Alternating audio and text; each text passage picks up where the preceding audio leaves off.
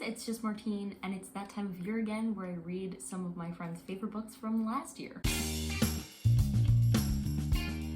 Basically, for a couple years now, I guess this is the third year, some of my booktube friends and I have exchanged our favorites lists from the year, and then we each pick one from everybody's list and we read them. It's a good, fun time. I've picked out all the books I'm going to read. This is the first of 2 vlogs I'll do for this because there are 8 books, and everybody's channel information will be linked down below for whose favorites I read in this episode. I'm starting out by reading Nessa's pick, which is Human Acts, which is a translated work by the same author as The Vegetarian, which I haven't read, but I know was pretty popular for a while, I think. Regardless, I'm now 25% of the way into that, so I just wanted to let you know that I'm reading it. I am very happy with the selection this year because I don't have to read any fantasy for this, which is incredible. So far, I'm liking Human Acts.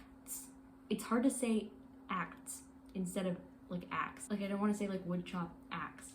Acts. Anyway, so I'm enjoying that so far. It deals with a really tough topic, so more about that in my final review, but so far, we're swimming along and I'm gonna get these books read. All right, a couple of updates. Yesterday, I made a little more progress in Human Acts. I'm at 25% of the way into that now. I also checked out all the other books for this challenge on Libby, so we're gonna get through them. So I started 2 others of them yesterday. I started The Wallflower Wager by Tessa Dare, which was Bailey's pick, and I started Comfort Me with Apples. I forget who the author is for that. Anyway, that's Adriana's pick from Carbon Bonded Books. So I'm about 50% of the way into Comfort Me with Apples because it's a really short book. It's like 100 pages. It's intriguing so far. I don't really know what's gonna happen, so excited about that. It doesn't feel like it's going to be a 5-star for me. Feels like it will probably be a 4-star, but we'll obviously see because I'm only halfway through. As for The Wallflower Wager, this is my first Tessa Dare. I know Bailey loves Tessa Dare, so I was excited to try it. So far, I'm having a lot of fun. The setup is really, it's silly, and I love that. And I'm texting Bailey as I read it because she loves being spoiled for things insofar as like telling her what videos you're gonna do or what exciting projects you have. And so I texted her yesterday and I was like, do you want me to basically live message you my reaction to the book I read for this? And she was like, yes. So that's what I'm doing. So hope I'm not annoying her with my onslaught of messages because I had thoughts, especially about chapter 1. I like never read historical romance. I mean, I do like once in a while. Usually if I do, it's because of Bailey. This is the second time I've read a historical romance for Bailey's pick of this challenge. Last time I gave that book 5 stars. It was The Duke Who Didn't. So we'll see. We'll see. I'm having a good time so far, but I'm only 9% of the way into it, so I don't really know, but that's the update. Well, hello. Last night I finished Comfort Me with Apples, and I'm giving this 4 stars. I really enjoyed it. It's a horror novella, and I really don't want to say anything about like the plot or the idea behind it because I think part of what made it good was the experience of finding out along the way, and the synopsis is intentionally quite vague. Basically, all I'll say is it's about this woman and she thinks her life is perfect, and that's it. That's all I'm going to say.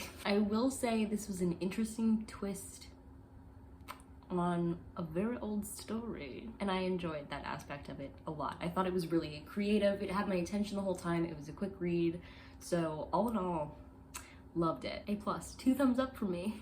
2 days ago, I finished Human Acts, which was Nessa's pick for this. I ended up giving it 3 stars. I thought the story was really important, but it just didn't work for my brain reading it. I was like, what?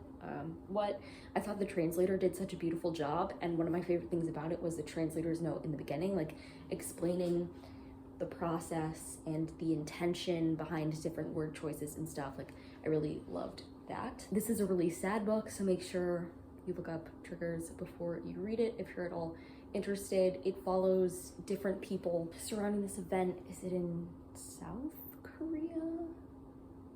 I'm a terrible person. This event basically where all these people got killed in this uprising. We're following different perspectives, both kind of during and then also after the fact. So yeah, it's a really heavy book, but I'm glad that I read it for Nessa's pick, and I wish I had more cohesive things to say, and I think that's why I've been avoiding making this update for a few days, because I was like, I don't know what to say.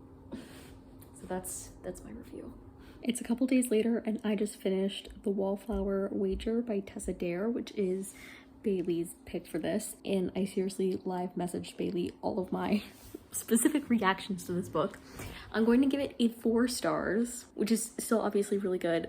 To be honest with you, and I told Bailey this too, I was going to give it a 3.5 stars. There were some things I just didn't like about this book as much. I wasn't so sure about like the emotional connection between the two characters. By the end, that emotional connection was a lot clearer for me, which Bailey had reassured me, but still for a lot of it like wasn't clear to me. And also just the way they started their relationship is like, it doesn't work with my brain very well. But there was one specific scene that sent it up to 4 stars. There was really one specific line that sent it up to 4 stars in like the biggest like climactic moment of the book. There was one line the main character said and I was like, blast the air horns.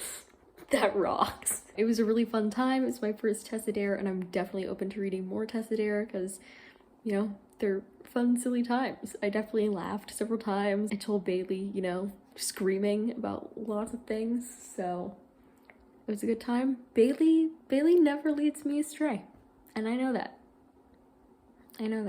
And once again, Bailey's choice has come through. Well, it took several more days to get into it than I wanted, but I finally finished Ashley's pick for this, which was Dark and Shallow Lies. Here's the thing. Let's rewind the tape to the moment at the beginning of this vlog I was like, I don't have to read any fantasy for this. Listen, when I picked this off of Ashley's list, I looked at the cover and I said, that looks like a mystery thriller. Heck yeah. Did I read the synopsis? No. So is it a mystery thriller? Yes. But are there fantastical elements? Also yes. Which was fine.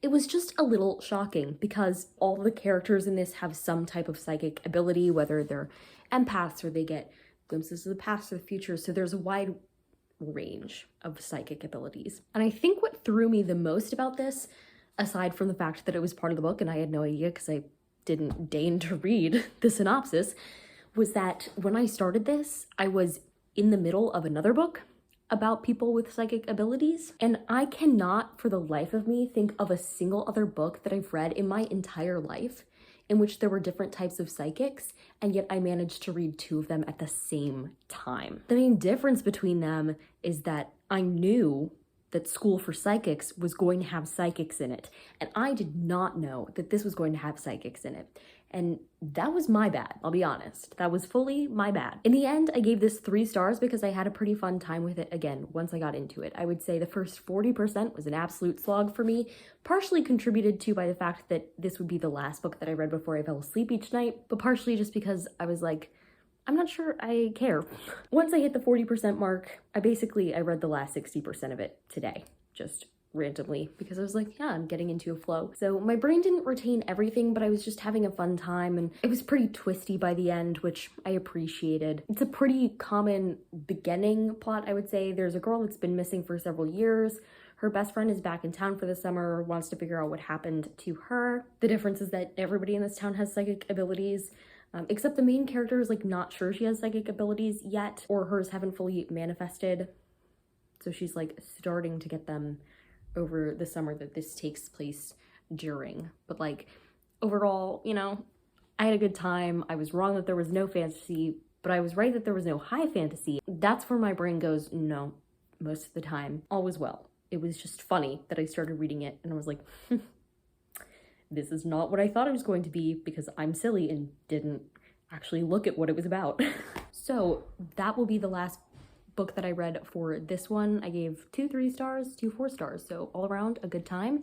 If you like this video, go ahead and give it a big thumbs up and comment down below. Have you read any of these books? And subscribe for more reading, writing, and college lifestyle content. And until next time, bye humans, bye!